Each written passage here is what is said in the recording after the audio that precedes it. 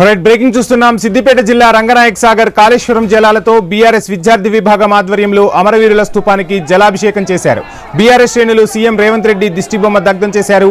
KCR, Harish రావులపై CBI విచారణ చేపట్టడంపై మండిపడ్డారు.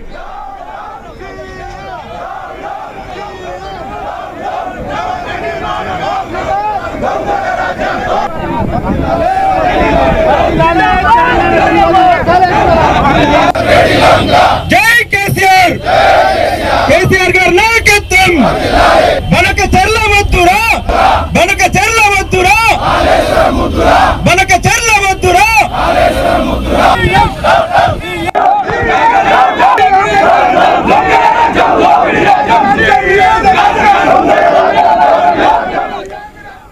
ఇక కాళేశ్వరంపై ఘోష్ కమిషన్ నివేదిక తప్పంటూ రాజీవ్ రహదారిపై ప్రజ్ఞాపూర్ పాతూర్ సర్కిల్ వద్ద బీఆర్ఎస్ శ్రేణులు రాస్తారోకో నిర్వహించారు. దీంతో వాహనాలు భారీగా నిలిచిపోయాయి.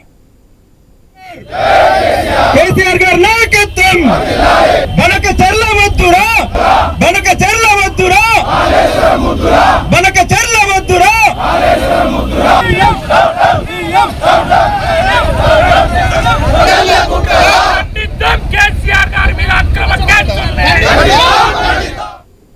ఇక కాళేశ్వరం ప్రాజెక్టుపై వేసిన ఘోష్ కమిషన్ నివేదికను ఉపసంహరించుకోవాలంటూ మహబూబాబాద్ జిల్లా కేంద్రంలో బీఆర్ఎస్ శ్రేణులు నిరసన చేపట్టారు. పీసీ ఘోష్ కమిషన్ నివేదిక తప్పుల తడక అని మాజీ మున్సిపల్ చైర్మన్ వెంకన్న ధ్వజమెత్తారు. శాసనసభలో నివేదికపై మాట్లాడే అవకాశం బీఆర్ఎస్ ఎమ్మెల్యేలకు ఇవ్వడం లేదని ఆవేదన వ్యక్తం చేశారు. కాంగ్రెస్, భారతీయ జనతా పార్టీలు కలిసి కాళేశ్వరంపై చేస్తున్న కుట్రలను ఎండగడతామన్నారు.